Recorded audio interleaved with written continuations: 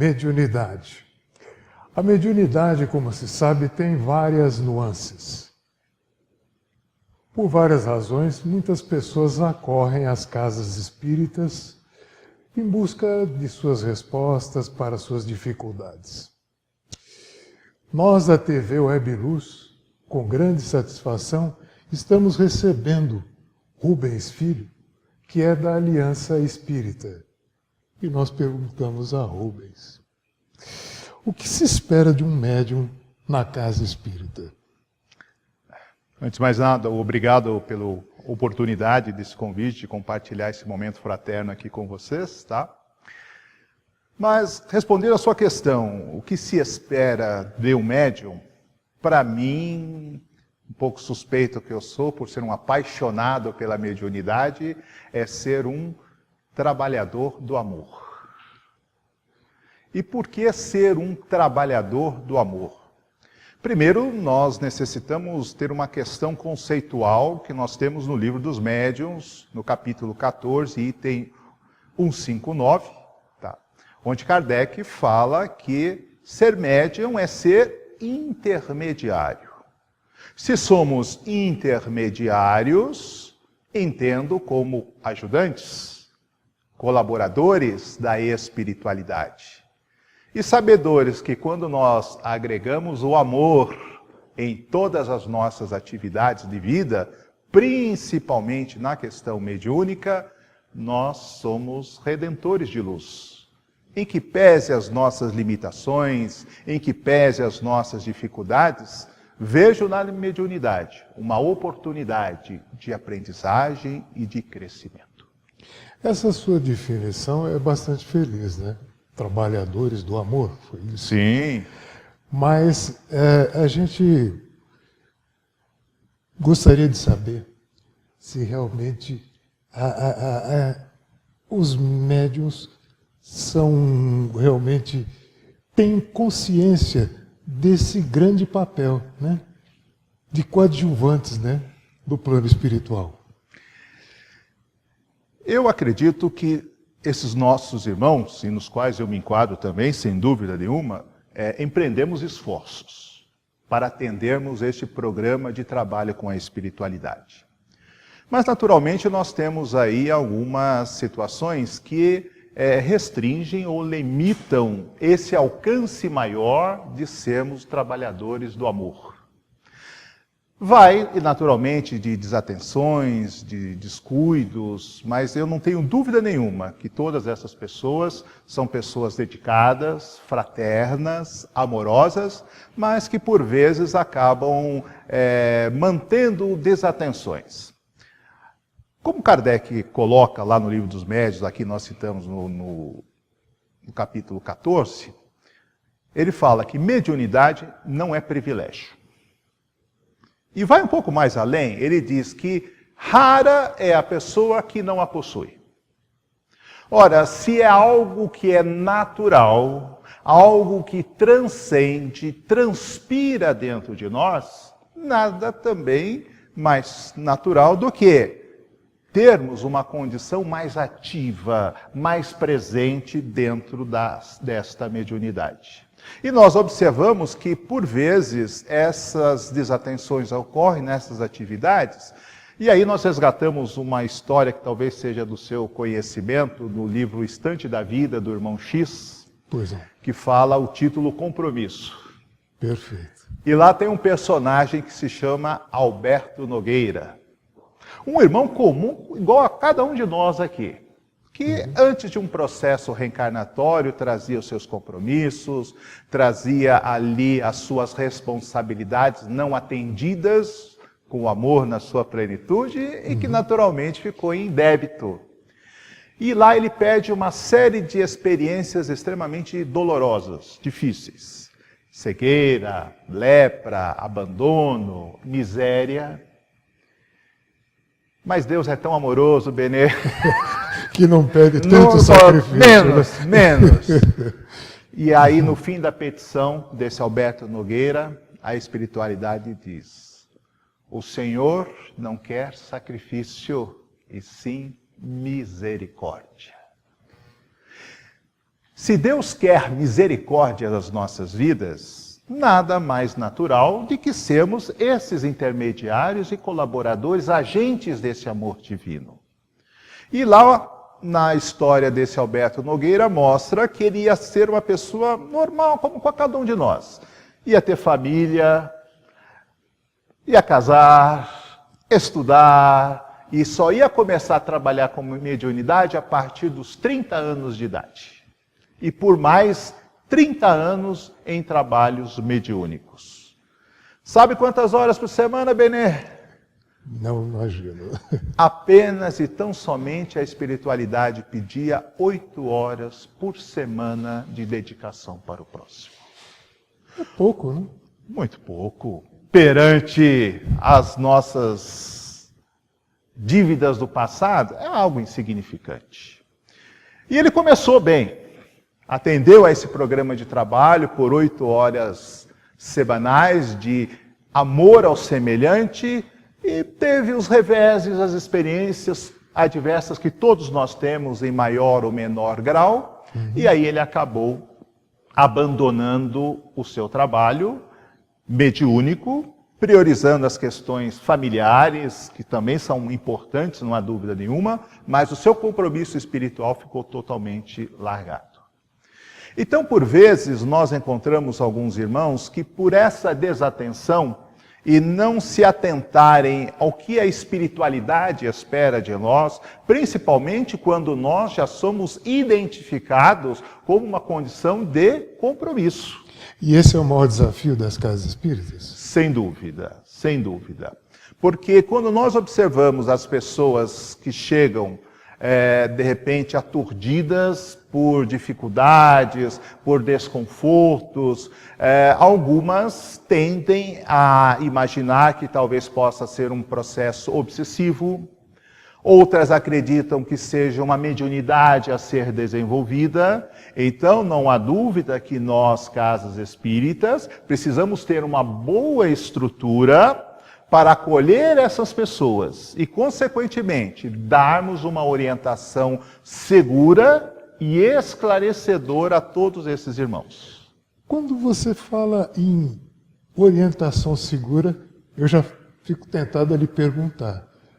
Necessariamente tem que passar pela formação dessas pessoas, né?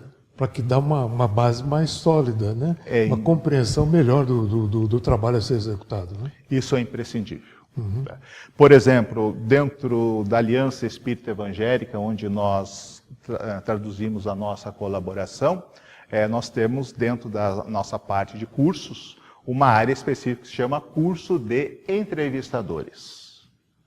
E nesse curso de entrevistadores são passados não só as questões psicológicas, técnicas, questões de conhecimento mediúnico também, para que neste diálogo fraterno, com aquele irmão que vai à nossa casa, possamos dar o esclarecimento e o conforto necessário que ele precisa, porque a doutrina tem 2 aspectos: o de consolação, acolhimento, e o de renovação, informação e esclarecimento. Isso é bastante importante, né? Porque o trabalhador acaba sendo também para ele um desafio, né? Como ele possa estar preparado para entender as diferentes situações que se apresentam a ele, né? Essas dificuldades, né? Pessoas... Sem dúvida, porque hoje, pela própria condição do planeta, de provas, expiações, as tribulações aí muito acentuadas, associadas às vezes por distúrbios psicológicos. Então, precisamos ter essas pessoas preparadas para identificar aquilo que tem uma vertente espiritual e aquilo que, por vezes, necessita de um acompanhamento médico e profissional. Então, precisamos ter essa segurança em reconhecer até onde vai o meu limite. Perfeito. E isso é fundamental para que a gente também passe a confiança para essas pessoas que vêm à nossa casa. Então, Rubens, o tratamento espiritual dispensa o tratamento médico? Em hipótese nenhuma. Aliás, até dentro da Aliança Espírita Evangélica, nós evitamos a palavra tratamento. Porque quem pode dar tratamento são profissionais que têm um registro. Então, o que as casas espíritas ofertam é assistência espiritual. E dentro disso é importante, e até nos nossos cursos de entrevistadores, há essa orientação. Por exemplo, dentro da assistência espiritual, até na casa onde a gente traduz a nossa colaboração, há anotação no próprio cartão do assistido, onde lá diz que a assistência espiritual não dispensa o acompanhamento médico profissional, se for necessário. Então, isso é um cuidado que não só nós, mas acredito que muitas casas sérias procuram passar isso para os seus assistidos. Deixar isso de uma forma muito enfática para que os assistidos não descurem da assistência médica quando houver a sua necessidade. E é bom frisar isso, né, Rubens, porque é necessário também que a pessoa mude as suas atitudes, né, para que ela conquiste a sua própria cura, né? Não tem como, né, achar que simplesmente ela pode até se sentir bem, né, mas ia acabar normalmente negligenciando a parte física, a matéria, né?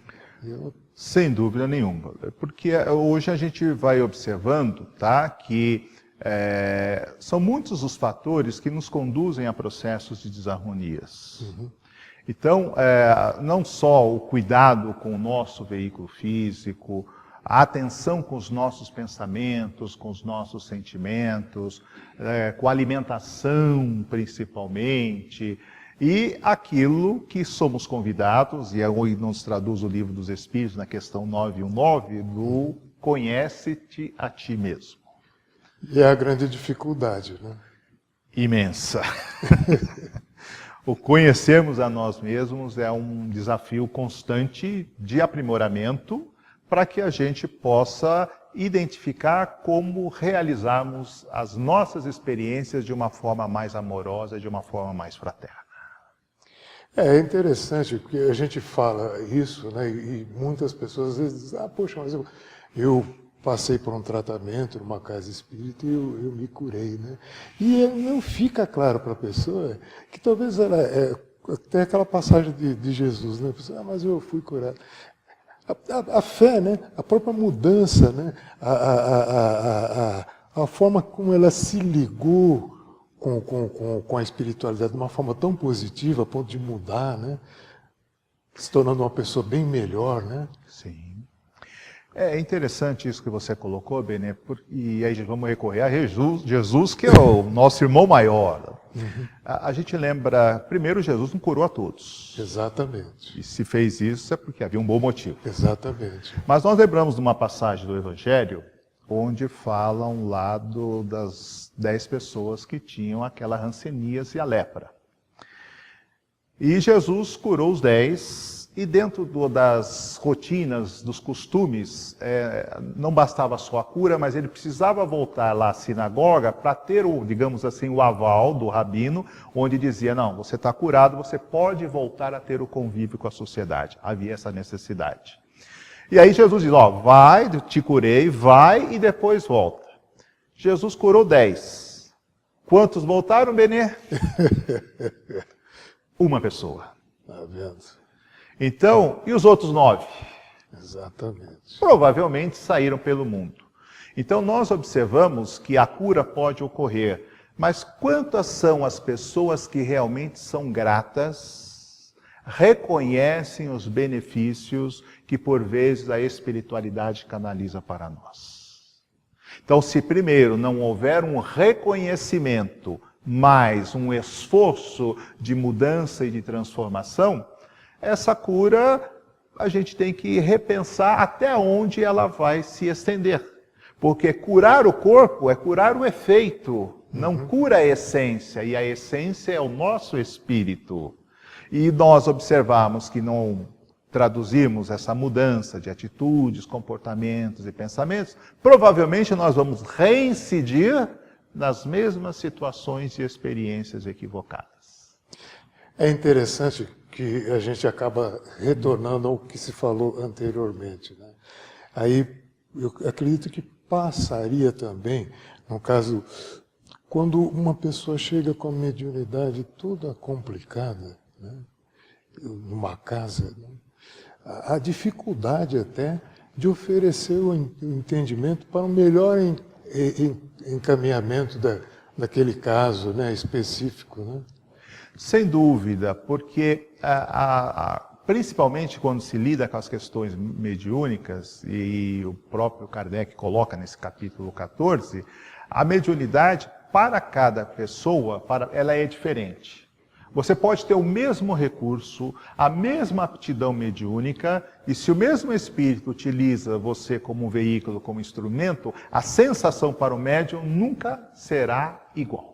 Pode ser semelhante, pode ser próximo, mas nunca será igual.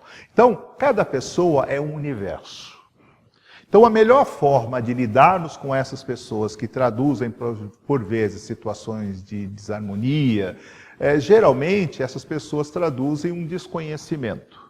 Então, a primeira questão é: passaram por alguma casa que tenham recebido uma orientação mediúnica, passaram por cursos que lhe dão uma segurança, o que nós chamamos de educação e disciplina mediúnica? E se, porventura, passaram, depois que desenvolveram esse talento da mediunidade, multiplicaram ou, como na parábola do servo imprudente, enterra esse tesouro?